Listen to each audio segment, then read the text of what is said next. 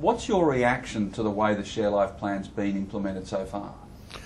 Well, I think very disappointed, actually, Philip, because the plan hasn't been implemented. When you think that we spent a lot of time with experts who were surgeons in the transplant business, with nurses, with hospital administrators, with business people, looking at world's best practice, and then developed a plan based on that best practice with a budget which was approved by the government, the federal government, 3 years ago. By now we should have been achieving best practice of 90 transplants per million as against our current 40. So I guess the logical next question is there a reason, an acceptable reason why it hasn't been implemented properly?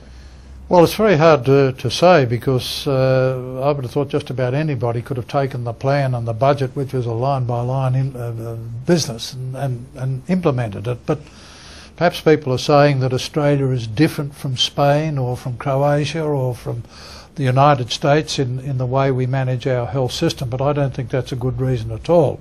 I think the plan was eminently implementable because it was designed by people from this country expert in those fields and whose sole interest was in saving lives, the unnecessary loss of life. It was all done pro bono, without cost, and the plan, I think, was a very good one. So we're in a situation where it's not been implemented correctly. What's the human impact of the plan? Well, the human impact in simple terms is that probably about 1,000 people are losing their lives unnecessarily because they don't have access to a transplant. Many more who could, for example, be on dialysis if they were getting access to a transplant, could be on dialysis. The second point, I think, is in the social cost. If you're going into a transplant, it means that you can play cricket or footy or do all the necessary things. If you're sitting on a dialysis machine, it's a totally different and less attractive lifestyle. And the third, I think, is the economic cost. As I recall, it costs about $100,000 per person on dialysis of an average.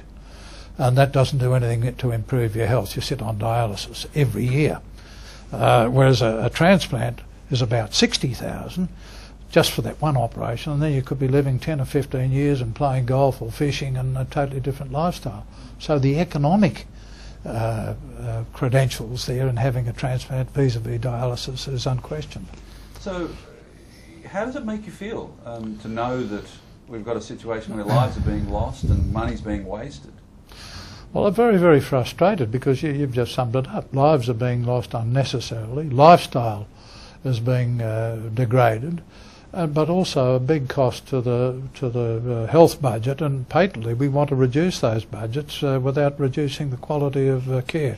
So it has been frustrating, but the answer's there, and that's to get back with the plan. When you hear government or AOTA saying that they're happy with the results so far. Yes, well, many other people, including myself, are not. I think what we've seen is marginal improvement in 3 years since the plan was approved in toto by the government and the budget in toto.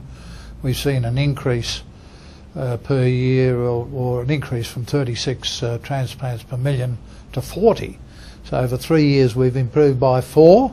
We've got to try and get to 90. We're still less than halfway there. We're 22nd or 23rd on the best practice list around the world. Croatia beats us, for heaven's sake, and it's unacceptable.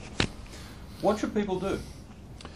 Well, I think the first thing is to have a very good look at our website and have a look at the facts, and if they've got any queries, etc., get those queries answered so they're comfortable with what we're saying, because we're right up front, we're open, we've got nothing to hide, it's all there.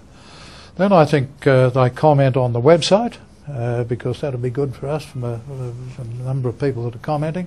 Then I think you go to your local Member of Parliament and say, look, this is unacceptable, and particularly if you've got a hospital in your area that's dealing with dialysis or transplants or intensive care, it's important that people in those areas go to that hospital and say, look, we can do better. What are you doing?